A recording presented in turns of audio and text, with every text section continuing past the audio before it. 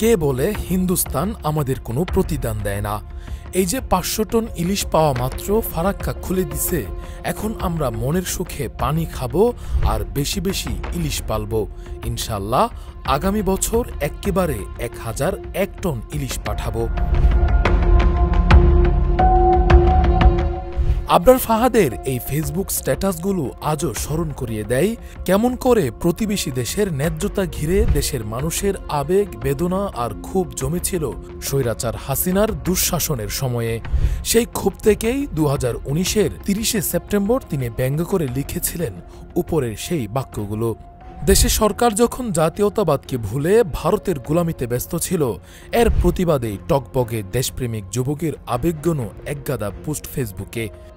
সে লিখে পানির হিস্সা নিয়ে মৃত্যুর আগে ভারতকে সমুদ্র বন্দর, পানি ও গ্যাস দেওয়ার চুক্তির বিরোধিতা করে সামাজিক যোগাযোগ মাধ্যমে স্ট্যাটাস দিয়েছিলেন বুয়েট পড়ুয়া ছাত্র আবরার ফাহাদ। এজন্যই আবরারকে নির্মমভাবে হত্যা করা হয়েছিল। সেখানে সে ইলিশ নিয়ে ৫০০ টন লেখার অপরাধ করেছিল। অথচ আজ ২৪-এর গণঅভ্যুত্থানের পর জনগণের সরকার ক্ষমতায় এসে সেই আক্ষেপকেই যেন বিদ্রূপ করছে। আবরারের বলা ১০০১ টনের জায়গায় অন্তর্বর্তী সরকার ভারতের কাছে পাঠাচ্ছে আরও বেশি করে ১২০০ টন ইলিশ।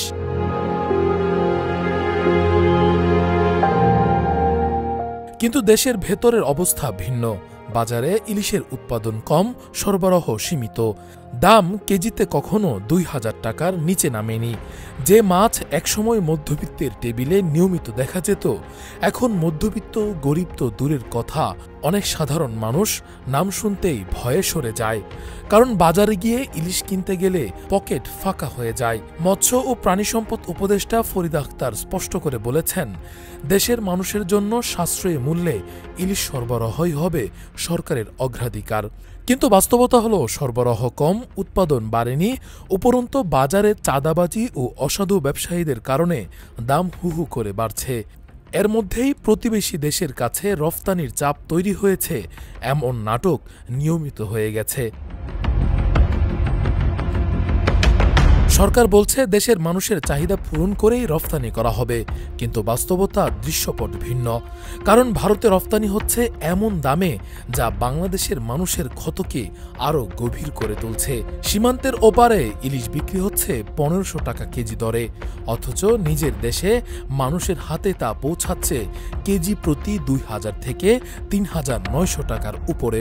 এ যেন আবরার ফাহাদের আত্মহতির প্রতি চরম অবজ্ঞা। তিনি স্বপ্ন দেখেছিলেন দেশ আগে স্বয়ংসম্পূর্ণ হোক, এরপর রফতানি নিয়ে বাণিজ্যিকভাবে ভাবা যাক।